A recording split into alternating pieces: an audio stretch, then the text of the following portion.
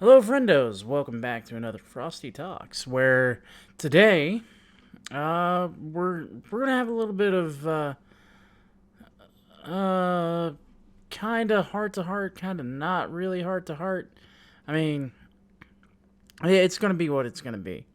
So today I just wanted to talk to you guys about what happened last weekend.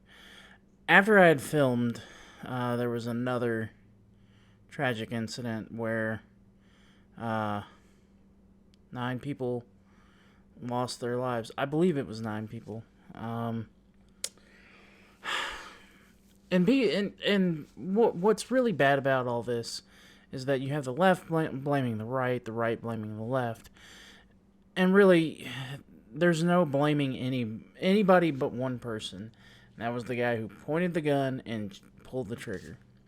That's the only one that we really need to blame here, and there's no motivation that really warrants this kind of thing. Because if you look at it, even if they are part of that ideology, there's rare cases of that person with that ideology to go out and do the kind of thing that these people did on both sides. Really, like you've got Antifa who very rarely use guns, and then you've got the white supremacists who do use guns, but I mean, it's not, you don't see them every day out there shooting people and stuff like that. So saying that it's one over the other, or this, that, and the other, it's kind of disingenuous and kind of takes away from the fact that evil people are going to do evil things. It doesn't matter if you are left or right or even a centrist. Evil people are going to do evil things, and that's been true for all time. Like, uh, it's there's no changing that. Evil people will do evil things with whatever they can get their hands on. Some people say getting rid of it will keep them from getting their hands on this certain tool or this, that, and the other. No, no. If they want to cause mass destruction, they will find a way. Because if you look at some of the biggest death counts of any type of actions, you're going to have the Oklahoma City bomber, that one crazy guy who started a cult. That was Kool-Aid or Punch. And then, people started executing others. And that was in the 90s. Like, might have been the 80s. It was either the late 80s or early 90s. But regardless, my cat is trying to get into my Xbox One Xbox. That's funny. Hey. No? I don't know why he's doing it. I should take a picture and just show you guys. But, no. No. You guys don't get to see that hilarity. He is my cat, and he deserves not to be doxxed. His legs are out and his tail is going. Anyway, back to what we were talking about. So, I've got I've got a couple of guns. I'm not going to lie. I've got a couple of guns. Um, I'm not going to show them because YouTube will probably either tell me to take down the video, or just make it private without my knowledge. But I do have some of the ammunition here, and I'll just show you. Like, I have a 22, and these bullets are relatively small, as you can see. They're not, they're about as big. They're smaller than the point of my finger from the foreknuckle all the way to the tip. And then I've got a 40, which is that big. Um, this bullet actually has seen better days. Haven't shot my weapons in a while. And then of course we've got um, actually one of the smaller rifle calibers. Uh, to really be it's, it's one of the smaller rifle calibers. It's a 5.56. This thing is actually about the length of my finger, my index finger. So it's about that long. So I mean, those rounds can do damage, and can kill, but for the most part, like they're mainly designed to stop someone. Um, well, everything in a gun is designed to shoot a high velocity projectile, so it's going to kill if you aim at the right spot. But there are some weapons that you don't really have to aim to cause massive damage or even death, and those are weapons that normally aren't accessible to civilians. And that's something I wanted to talk about today. Is some of the misconceptions behind firearms, uh, and stuff, it's in the like. So I'm hearing a lot of ban assault weapons now, and my take on it. I think I may have touched on this in the last Frosty Talks, but I'm going to do it again, just to make sure that the point is pushed. So a lot of people define assault weapons as machine guns, um, or weapons that fire automatically. One trigger pull, pew pew pew, or I should say pew pew pew pew, because burst fire is a thing that exists, but I don't think it exists on civilian weapons. I've never seen it on a civilian weapon. Let's be perfectly frank here. So, that a lot of people equate assault weapons with automatic rifles and basically automatic weapons in general. So those are prohibited unless you have a class 3 license, which is normally a seller's license. So you can't really sell or purchase weapons that are of automatic capabilities without that kind of license. And even then, you have to have a machine. You have to have machine skills in order to make a weapon automatic if it is a semi-automatic. And bump stocks, yeah, they help you fire faster, I guess. But they're not going to be transforming a semi-automatic to an automatic. So that's something I wanted to point at here. And another thing I kind of wanted to hit at is because a lot of people are saying, hey, these weapons, they don't need to be in the hands of civilians for this, that, and the other reason. And that is really subjective. Like, if you live in the city, let me kind of backtrack here. A lot of people are saying that you don't need weapons. You could just call the police. Well, the problem with that is places like near where I live. I live in a very small town, so police can get here lickety split, and it's not a very big issue. But I've got a lot of friends who live on farms. I've got a lot of friends who live out in the country and stuff like that. And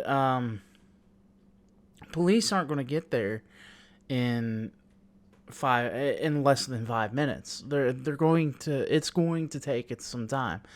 Like, I think one of my best friends, he lived on a horse farm in between this town and the next town over, which doesn't have its own police force, by the way. Uh, it's all through my town. Uh, so my town's bigger than the next town over, we're all in the same county, but the next town over uses my city's or my town's uses my town's police department. So there's that. And it has a college on it. Like that to me is very weird. Somebody's been messing with my Zords. But so the police getting out there is going to be a lot different than the police saying getting out here. So if somebody is in their yard or on their property, they have to have something to either deter people from breaking in or deter people from staying on the property. Why are you obsessed with that box? What is in that box that you were obsessing over? I will throw that box away. Anyway, where was I? So yeah, they're gonna have to have something to deter people from coming on their property or breaking into their house or this, that, and the other. Because if they call the police aren't going to be there in time. So taking a means of protecting oneself away from people who are going to live out in the middle of nowhere is wrong, because we would see a massive spike in deaths and stuff like that. So typically when people are asking for stricter gun laws, this, that, and the other, they don't take into consideration that there may be some people who maybe can't get police officers out there, who can't rely on medical aid or police aid or any type of service like that. So they need stuff that people in the city won't need, because a lot of people in the cities are the problem. You see massive spikes in deaths in bigger cities such as Baltimore, Chicago, Detroit. Hell, in Kentucky, Louisville is the worst part. Is the worst city for violence and gun deaths. Lexington's getting the same way. That's more central Kentucky, and it's our second biggest city-ish. I think it's our second biggest city. I'm not 100% sure on that. But those things are what I believe is bad.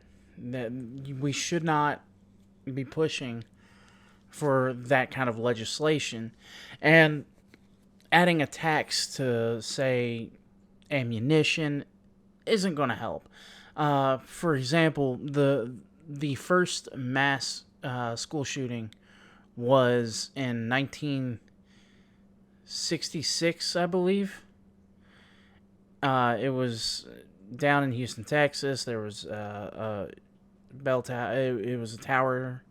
The guy was on top of a tower shooting at people, down in, I guess, the plaza or whatever. And that caused a lot of problems. And I believe I'm not sure, I don't think the National Guard was called, but it was the first time they had ever experienced something like that. And looking at the statistics, there have been some school shootings before, but there's only been like one death or multiple injuries. There wasn't a mass shooting before then, as far as I could tell. I could very well be wrong, and there could have been one more or two more, but We don't hear about those. We hear about Columbine. We hear about Sandy Hook. We hear about now Parkland, I guess. But there are some other ones that are probably ignored in that. But those are the school shootings that we hear about, and then of course we don't hear a whole lot about the DC sniper. We don't hear a lot about the most there was another shooting, and I can't think of exactly what the name of the school was, but there was only one death, and thanks to that kid, he saved a lot of lives, and that kid, he earns my respect, even though he is no longer here. So there's that. This topic generally gets me down, so I have to kind of motivate myself to talk about it. But that's all I wanted to say about that. Because of what happened last week, and I didn't get to really talk about the other one because it hadn't happened yet, or it hadn't been televised, and I had no idea what was going on. But stop blaming one side or the other. Start blaming shooters. That's all I really want. That's what I really want to get at. Don't blame the tool. Blame the user. Right? You don't blame a hammer for a bent nail. You blame yourself because you hit the nail wrong. Right. Anyway, so more Vic news. I thought this was going to kind of slow down, but again, there's always something. There's always something.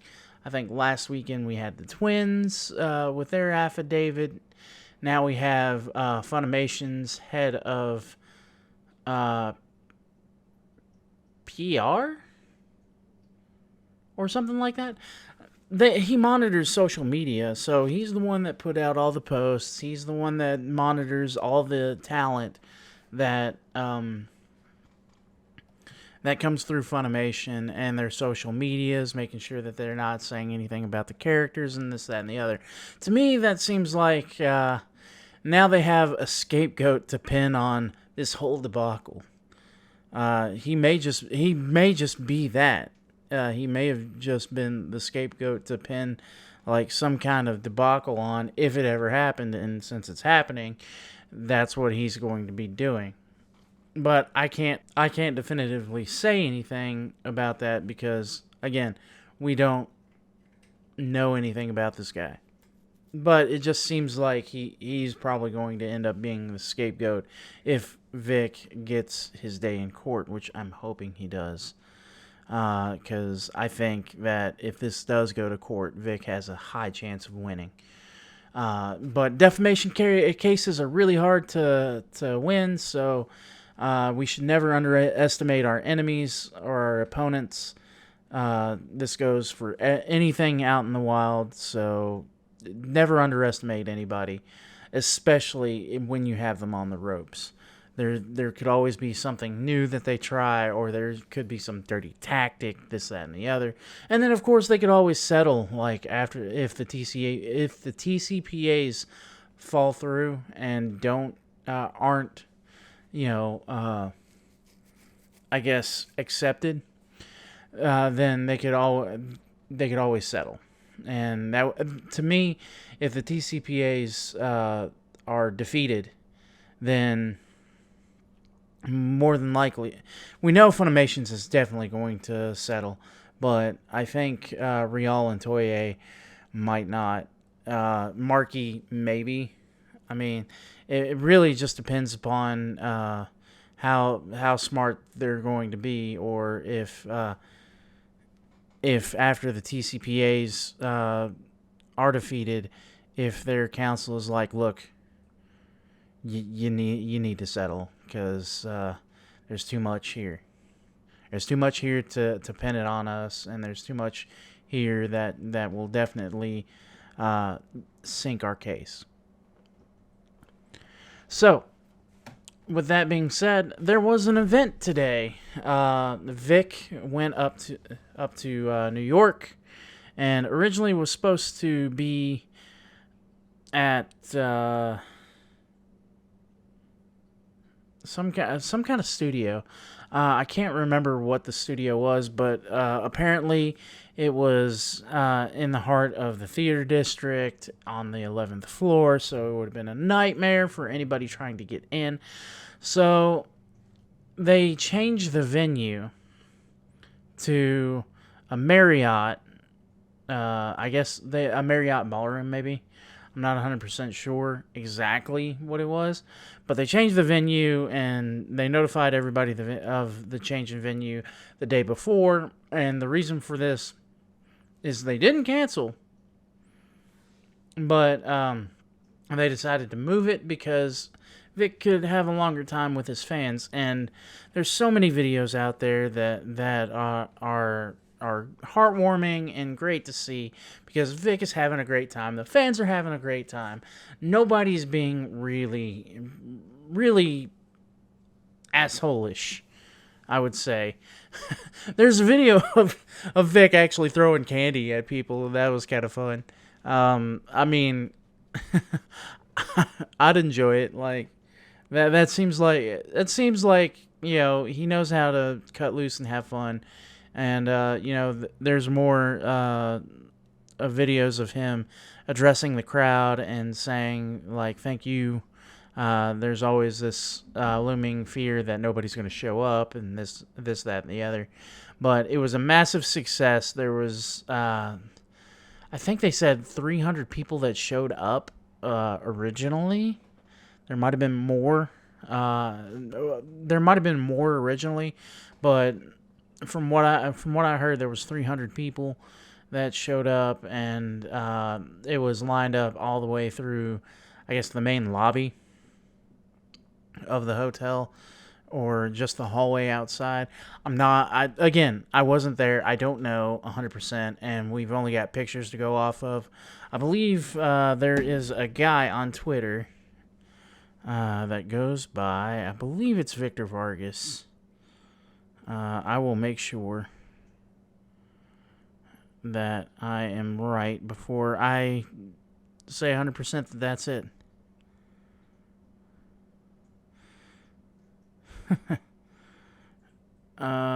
So much in... Yeah, it's Victor Vargas. So definitely go check his Twitter out. I'm not going to really give out his Twitter handle because I'm pretty sure that there are some people who are watching I Stand With Vic stuff and just being like, rah, we're going to go after anybody he mentions in this unless it, pertains to our side. So I'm not going to give them any I'm going to try not to give them any ammunition, which is why I even changed my shirt, because they can't go after my former employer. More on that story some other time. Not when I'm talking about this stuff. But everybody looked like they were having a great time. And that's really what, getting him to get to conventions is all about, because I want him to succeed. I want him to have an income. I want him to be able to go to these places and hang out with his fans, because that's what the fans deserve. The fans deserve to see this wonderful man. Like, again, the throwing of the candy thing looked just like he was having fun, and the crowd was loving it. And, I mean, who doesn't care for some candy? I mean, hopefully it was jelly beans to make it an even bigger joke. I know I would have laughed my ass off if I got a bag of jelly beans with Monica Rial's signature. I can't believe that was a thing that pissed a lot of people off. I think I've talked about the jelly bean story where Monica signed a jelly bean, gave it to Vic, and Vic ate it and was like, "Now I can say I've eaten Monica Rial." It was a poor joke. It was a bad joke. I'm not going to sugarcoat it. It was a bad joke, but it's still kind of funny. I mean, dad jokes are funny either way you slice it. I mean, hey Dad, I'm hungry. Hi, hungry. I'm Dad. Uh, those kinds of jokes are dumb. It's extremely stupid, but still, they're kind of humorous. But I'm trying to think of what else has come down. I haven't been able to watch Ricada at all this week, simply because they changed the schedule on me at my actual job, and I had to work 6 to 6 all 5 days. We had a guy on vacation. He was doing his job and my job at the same time. That was not fun. So I worked 60 hours this week. I was dog tired this morning. I'm not saying I worked last night, but I was dog tired this morning and slept forever. It didn't seem like I was ever going to wake up, and I ended up having to wake up because my parents called me wanting to have lunch. So we ate lunch and had a good time. But that was Vic's event. It was success. It sounded like. So I'm very happy for Vic. I'm always happy to see somebody rising to the challenge, or even succeeding in the challenge and this, that, and the other. This seems like it's going to be a shorter Frosty Talks segment. So if you guys are upset that it's not a full hour, or maybe even 45 minutes, because I've got one more thing that I want to talk about before I sign off, and and it just seems like I don't really have a whole lot to talk about this week, simply because I haven't been able to keep up with my sources at all this week.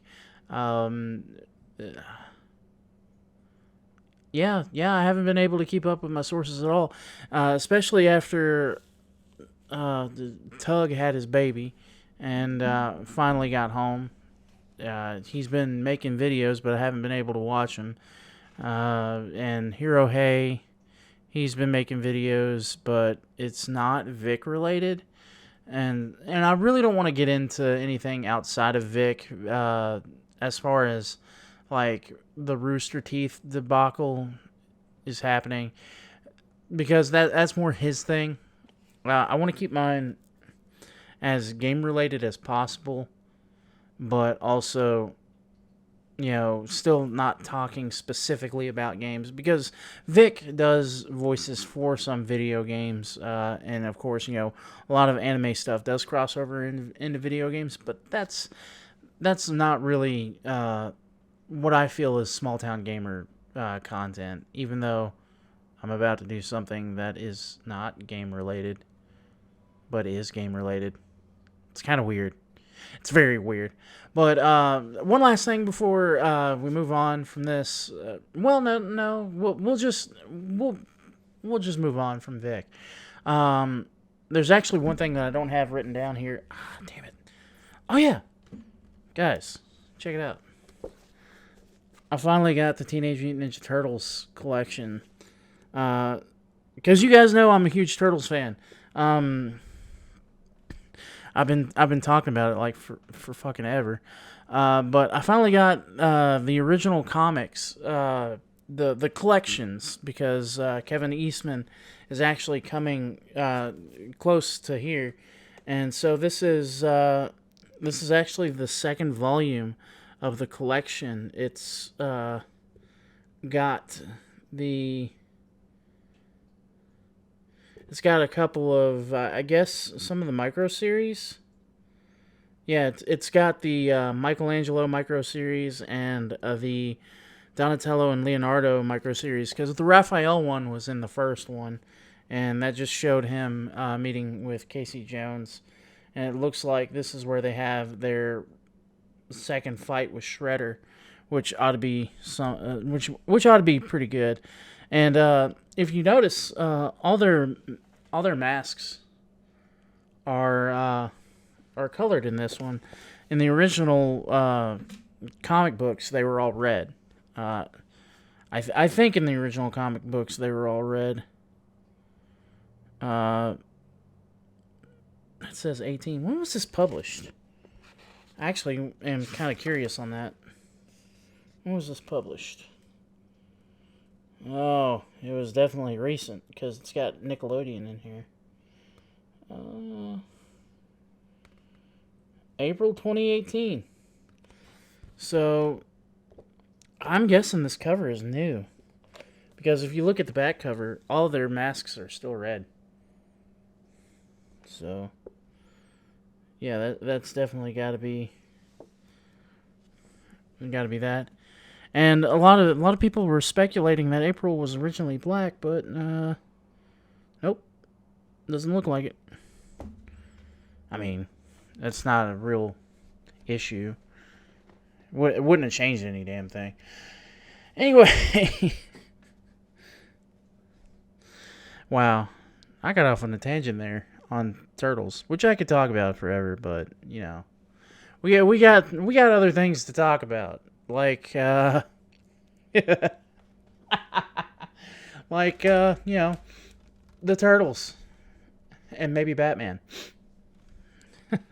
So this movie, you know, this is actually something I've been wanting to talk about for a while.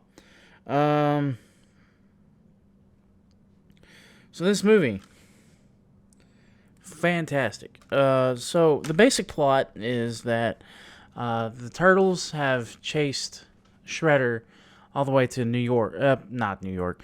All the way to Gotham City. And Gotham City...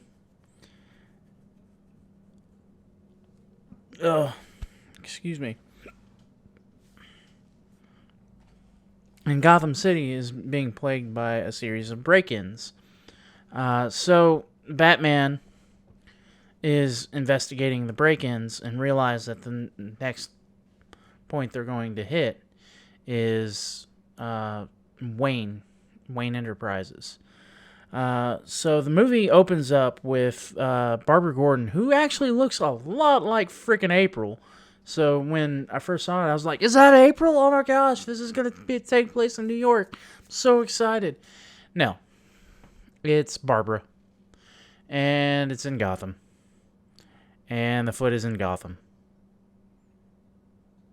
So she saves a scientist from being killed, or getting hurt at least, because I don't care if, you know, ninjas use shurikens to kill in animated films. I'm going to be real. Shurikens aren't going to kill anybody. They're going to hurt, yes, and they might cut you, but they're not going to kill you. Not in the way that that these movies would like to show. Like, in the movie, Shredder throws a shuriken at a foot soldier. It gets stuck in his head, and he dies right there. Shurikens aren't going to pierce a bone, especially a bone as thick as your skull. So, the Foot hit up Wayne Enterprises, and the Turtles are overlooking Wayne Enterprises or something like that. It might not have been the same day.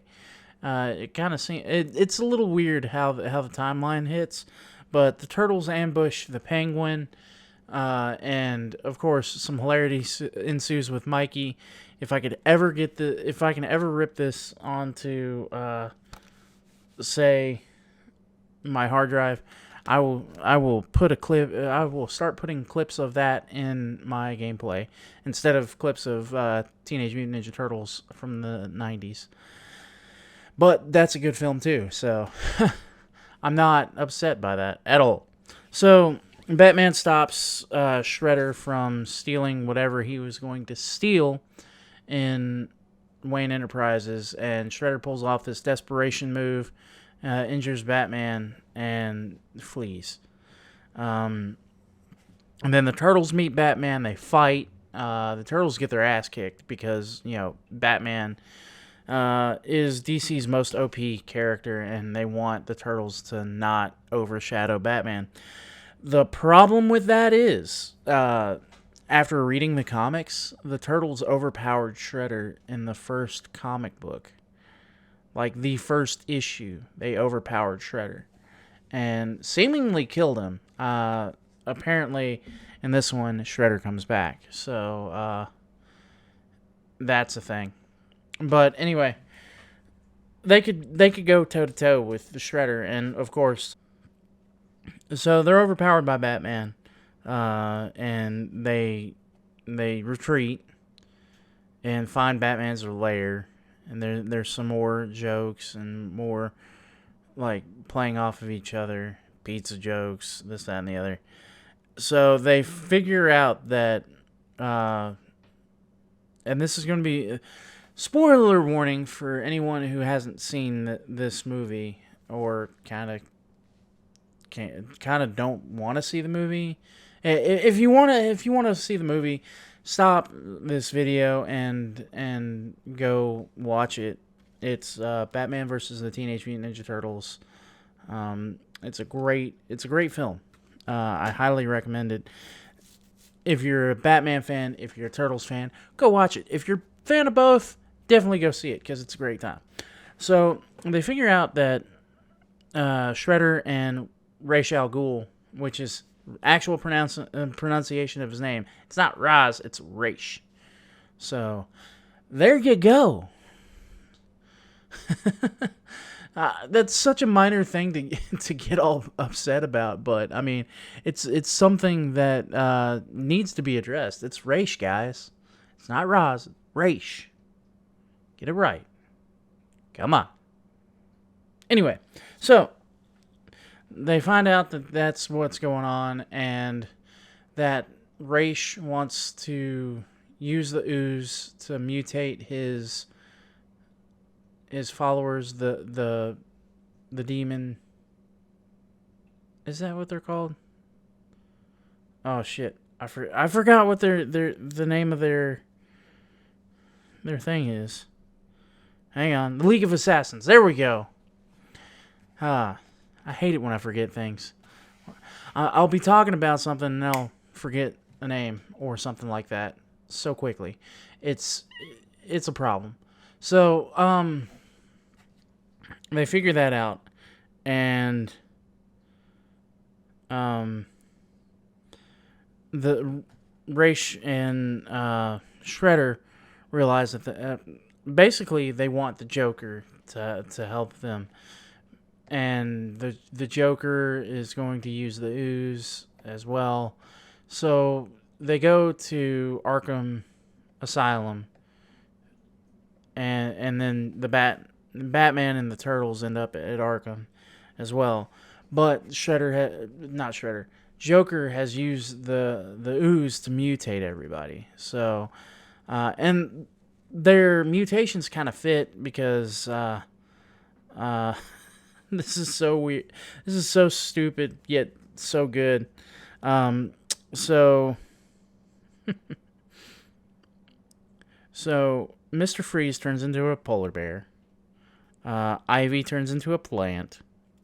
I'm trying to remember everybody. Ivy, plant.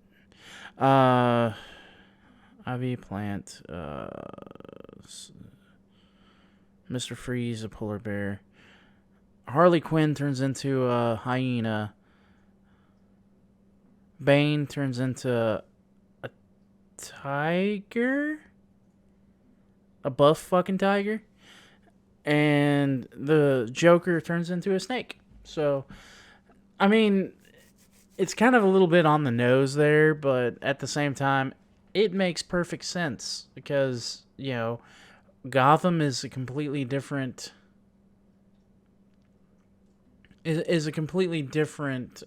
world compared to the Turtles. And in the comic book, what was going on was the mutagen was becoming inert the longer that they stayed in Batman's dimension, which made more sense. But I'm not an expert on these things. I I just enjoy the stuff to enjoy it. So they have a big fight. Batman gets mutated into a bat with the new ooze Joker venom concoction because Raph went off on his own. And they had to use the anti-mutagen in order to change him back. So because of what Raph and Leo did, Batman can't trust them, and that causes a little tiff for a little bit. And so they agree to assault the Ace Chemicals factory, because of course it would take place in the Ace Chemicals factory for the final confrontation. But they had to assault it, so they're going to need vehicles. So Batman takes the Batmobile, Turtles take the Turtle Van, and Mikey's with Batman in the Batmobile. So that's kind of a plot. That's kind of a thing a little bit later on, but I'll get to that. So they assault it. There's some banter back and forth between the Turtles and Robin, who is actually Damian Wayne, not Dick Grayson, Jason Todd, or Tim Drake, which didn't really upset me, but I was kind of wishing that, Dick Grayson would have showed up, because as you guys know, or as you guys don't know, but we'll soon find out, I'm a Nightwing fan. So seeing Dick in anything is always a good time for me, because I love Dick's personality. He is not Damian Wayne, which is a great thing, and he's definitely not Tim Drake, which is also a good thing. And of course, the whole deal with with Jason Todd, that's a thing. Arkham Knight sucked. I just had to get a jab at Arkham Knight, even though the game is decent. Yeah, compared to the other Arkham games, it fell really short. Anyway, continuing. So the Batmobile gets trapped, and Batman turns to Mikey and says, "Press some buttons," and so Mikey goes crazy. Mikey is just, if they could have done Michelangelo any better, then the movie would be a solid 10 out of 10. I mean, it's a 9 out of 10 in my book, but it would have been a solid 10 out of 10. But then again, I've got a strong boner for the Teenage Mutant Ninja Turtles. So they get the Turtles and Robin get chased by a T-Rex and end up demutating him. Don't ask me why there's a T-Rex. Why not? I mean, if you're going to do a movie with Batman and the Teenage Mutant Ninja Turtles, just do it. Just have some fun with it, guys. And that's what they did, and that was a good thing. I'm glad because I had to think about this for a second, because the movie was fantastic, as you guys probably figured out, and the reason why I'm doing this quick movie review. But if I was handed the script to Batman or the idea for Batman versus the Teenage Mutant Ninja Turtles, I'm pretty sure I would look at the producer or the guy who's pitching the idea and just be like, no, it shouldn't work. And in all honesty, it shouldn't, because there's a serious tonal difference between Batman and the Teenage Mutant Ninja Turtles, especially in the cartoon versions. Like, the cartoon versions of Teenage Mutant Ninja Turtles is lighthearted, and the cartoon versions of Batman is super serious, and that wouldn't mix well because you've got the serious and the goofy and this, that, and the other. But they did it so well. And the reason why I say they did it so well is because when Batman gets too serious, they cut to the turtles, and the turtles make jokes and stuff like that. And it keeps the mood like in the center, because I feel if they went too jokey with it, it'd be campy and stupid. But if they went too serious with it, it would not be fun to watch. And it was just a blast to watch. And so they end up actually getting into the Ace Chemicals factory, and Leonardo's fighting Ra's al Ghul, and Batman is fighting the Shredder, and they both end up gaining the upper hand. And Leo, in one of the best moves I think I've ever seen in like in a serious fight, kicks Ra's al Ghul in the junk, which brings him to his knees, and does the 5-point. I think it's like a 5-point strike. It might have been like all the pressure points in your body, that kind of thing. But he does that and incapacitates Ra's al Ghul, and Batman. As soon as the Shredder starts doing his desperation move to kill Batman, Shredder gets cocky and asks him, "Any last words, detective?" And he goes, "Yes, cowabunga." And just hearing Batman say cowabunga is just the most like weird. I'm trying to think of a way to really express this. It's like saying, it's like hearing the like most serious kind of person make a joke. It's so out of left field that you're just kind of off put and left in disbelief. So that sparks Raph to come up and like knock and hit the Shredder, and so Batman proceeds to beat the shit out of him, and they exit before the factory blows up. Mikey and Donnie take out the machine that they built to release the Joker ooze. The Joker ooze on Gotham, and then they eat pizza together. I mean, what else? What more do you want? So the sound design, the artwork is just fantastic. Like if you can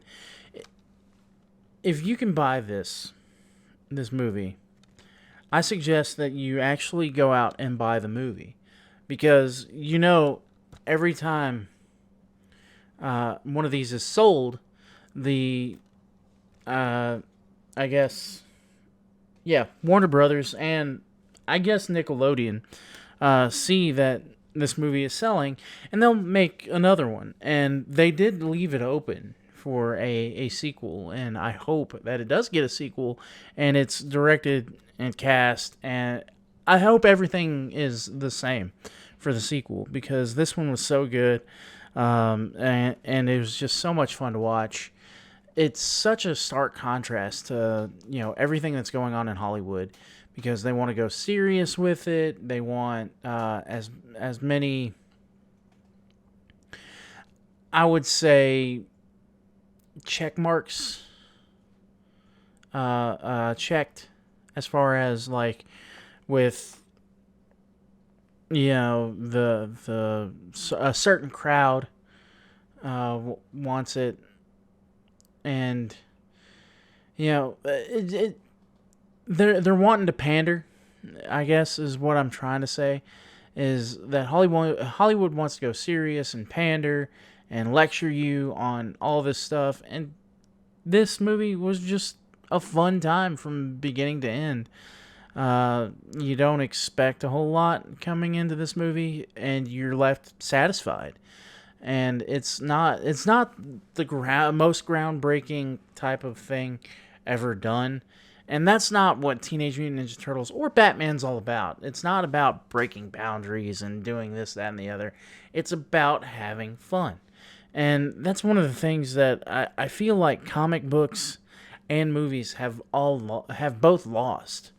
And right now, it kind of seems like even with you know, I would say even cartoons nowadays are starting to lose the plot because they just did a Rocco's Modern Life movie, and I'm not sure if I'm really interested in seeing it because from what I've heard, they do a little pandering in that one as well. So I'm not. I don't know if I really want to see it. I'll probably view it, and if it's just too much, I will turn it off. But like with Captain Marvel and with the next phase in the Marvel Cinematic Universe, I feel like they're doing the pandering thing, and Star Wars, it's done the pandering thing, and somebody actually had to point that out to me. Like at first, I was like, Star Wars, the new Star Wars movies were fine, and at first glance, they are. They're they're decent movies, with some very cheesy dialogue. Like, you don't fight wars to kill people. You fight to protect the ones that you love. I'm just like, yeah, that's kind of right, but or no, hate can only be fought with love or something, some bullshit like that. And I don't think I've bought The Last Jedi. I'm not 100% sure I bought The Last Jedi. I know I bought The Force Awakens because it was basically episode 4 with a new skin painted on it. So, I mean, there's nothing wrong with episode 4. But I feel like a lot of these movies are pandering and they're not focusing on, proper character growth, stories, basically telling a story and, giving the hero a reason to be. Like, I feel, especially with the Star Wars films, Rey was just given her powers. Like, she didn't have to train for it. She didn't have to have a mentor show her what to do or really just point her in the right direction. Like, she just kind of got the right direction and went to Luke. And Luke was kind of an asshole about it. Like, I get that they wanted him to be a kind of a jaded character, but there would have been so many better ways to do it. Instead of just making him an asshole to be an asshole. Like, he could have gone the route of, like, say, Obi-Wan, who was a fantastic mentor, who was eager to teach him the Force. Or he could have gone the way of, like, I guess your typical harsh teacher, where he's teaching his protege how to use the Force or how to really, do a lightsaber battle, or really just how to fight using the Force, but being very harsh about it. Like, a perfect example would be the Piccolo to Gohan, where he just kind of threw him to the wolves, but was watching over him and would throw him a bone every so often. But that's just me, and that's just some of the things that I've seen and some of the things that people have pointed out to me. And I do hope that the Star Wars universe gets its act together, basically. Starts making good films and making good stories and this, that, and the other. I'm going to go watch Rise of Skywalker. I hope that it's not... I hope that Rey doesn't turn out to be a Skywalker. I hope that it's not that way, because it feels like that's the way they're going with it, and it's just... I don't want that. Like, I'm fine with it if it does happen. I probably won't be happy with it, but it'll be one of those things where I'm like, well, this is a thing now. I'm not happy about it, but it's a thing, you know. So that's some of my gripes and complaints with stuff like that. And I hope that, the Star Wars franchise gets turned around, because I'm a huge Star Wars fan. I'm a huge Teenage Mutant Ninja Turtles fan, as you guys have seen today. So you're learning a little bit more about me today, with those two things. But I appreciate you all coming out and watching this, and hopefully you'll learn something, or maybe you just saw something a different way. Because basically what these talks are about are for me to kind of just brain dump. And like with the Vic Mignogna stuff, I just needed something to say. I needed someone to talk to, or to at least just dump out all this information so that I can process it. And so that's kind of what this turned into. And maybe we can keep it going. You guys seem to like it. It's my most viewed videos. My gameplay videos don't get near as many views as these. But, I'm fine with that, because the gaming videos are a niche thing, I guess. And you guys, this is also one of my most disliked videos. These are also my most disliked videos. So that's kind of fun as well. I assume it's because I talk about Vic and don't preface it preface it all the time with what I preface it with, if I'm talking about that kind of thing. But that's all I got for you guys today. Thanks so much for watching and letting me vent out, and even giving a movie review. So thanks, and until next time, you guys stay frosty.